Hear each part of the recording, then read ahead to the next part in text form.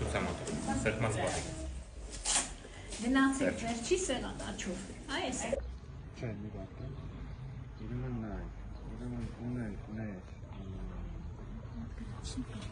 բոլոր տեղամասերում ենք ասենց բան է, որ արագ գալիս է հրապարակ, ինչ-որ Ներկայացնեք այսօր ինչ իրավիճակի է տեղամասում, ինչ-որ խախտումներ նկատել եք, չեք նկատել, ինչի եք կապված ավելի շատ խնդիրները։ Ուրեմն սկզբից ներկայանամ Ատոմ Մխիթարյան, Հայ-ԱԿՊ դիտորդական առաքելության ներկայացուցիչ։ Մենք այսօր դիտորդական առաքելություն ենք իրականացնում երկու համայնքներում, Գյումրիում և Փարաքարում, և դիտորդների թիվը շուրջ 200 է, դա նշանակում է յուրաքանչյուր տեղամասում առնվազն 1, շատերում 2 դիտորդներ ունենք։ Հիմա կոնկրետ Փարաքարում ենք մենք գտնվում։ Փարաքարում ուրեմն 8 բնակավայր են երկված ամբողջ ընտրական տարածքում, համայնքում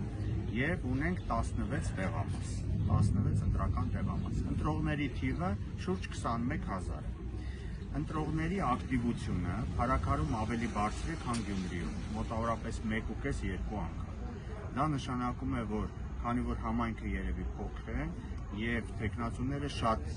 ինտենսիվ են աշխատել ընտրողների հետ և մենք ման էինք գալիս տարբեր գյուղերում և տեսնում էինք, որ հնարավորինս շտաբերը, որոնք գործում են տարբեր տեխնացուների, նրանք լավ աշխատում են ընտրողների հետ, որպեսզի կարողանան նրանց հասնել ընտրական տեղամաս։ Իհարկե մենք ողջունում ենք սա, որովհետև շատ կարևոր է, որպեսզի յուրաքանչյուրը սեփական կամքով գնա ընտրության, բայց անպայման գնա ընտրության։ Եվ չենք ողջունում ստիպողաբար կամ ուղղորդելով տանելու։ Ինչի համար եմ հատուկ սա ասում, որովհետև մենք նկատում ենք դեպքեր, երբ որ մարդկանց ուղղակի ուղղորդում են դեպի տեղամաս։ Դա նշանակում է տանել տեղամաս, միևնույն ժամանակ նաև հուշել կամ հուշել ճակերտներում, պարտադրել տեղում ընտրել։ Օրինակ, մյուս խախտումը, որ անընդհատ նկատվում է, հատկապես առավոտյան ժամերին, հիմա մեր դիտողություններից հետո դրանք դուրս եկան, ուրեմն ինչպես էին ուղղորդում, ասում էին ծրարի մեջ դրեք 1 քվեաթերթիկ, փոխանակ ասեն, օրինակ ցանկացած քվեաթերթիկ։ Սա ուղղորդման ձև էր, որը մենք նկատել ենք և հանձնաժողովի նախագահներին ասել ենք և հիմա այլևս չի կրկնվում, որը լավ է։ Մյուս խնդիրը, որ ունենք շատ տեղերում, դա գովազդային պաստառների առկայությունն է տեղամասերի անմիջական հարևանությամբ։ Ընտրական օրենսգիրքը չի թույլատրում 50 մետր շարավղով որևէ ընտրական գովազդ, բայց բոլոր տեղամասերում, լավ այսպես ասենք, տեղամասերի մեծ մասում մենք տեսնում ենք, որ պաստառները, որոնք նախկինում փակցված էին, այդ բոլոր պաստառները մինչև հիմա մնացել են և դրանք ավելի մոտ են գտնվում, քան թե 14/14 հենց ընտրատեղամասում անմիջապես մուտքի մոտ և տարբեր գյուղերից մենք վերևի գյուղերից են գալիս, այնտեղ նույն իրավիճակն է։ Ընդ որում չեն բավարարվել այդ մեծ պաստառներով, յուրաքանչյուր սյուն, որը կա տեղամասի դիմաց, այդ սյան վրա բոլոր նկարները տեղադրված են և այսօր հանված չեն։ Սա իդեպ ասեմ, համայնքի ղեկավարի պարտականությունն է,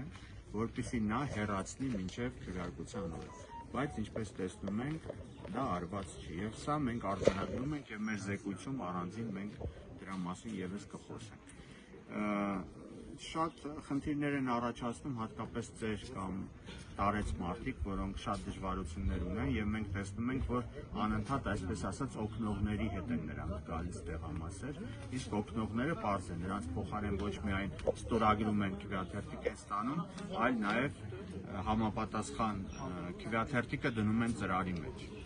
Իհարկե սա օրենքով թույլատրելի է, բայց մյուս կողմից այդպիսի դեպքերը շատ են և որոշակի կասկածի տեղ է տալիս։ Պարոն Մխիթարյան, քանի որ նշեցիք հանեցների հետ կապված, մենք 5 դեպքի ականատես եղանք մյուս ընտրատեղամասում 14/12-ում տղան afganցից մեկը մոտեցավ տարեց տղամարդը և ընտրությունը կարելի ասել բաց ձևով իրականացրեց, ինչ կասեք այդ առումով։ Այո, այսպիսի դեպքեր կան, մեր դիտորդները արձանագրել են և տեսանկարահանել են և լուսանկարներ ունենք, որ մի քանի տեղերում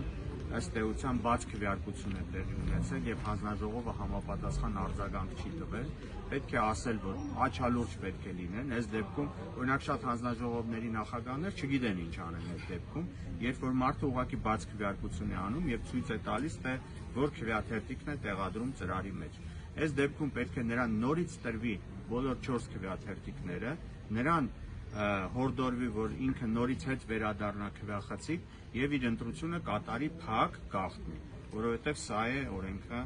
որը պետք է պահպանել։ Իսկ միջև այս պահը քանի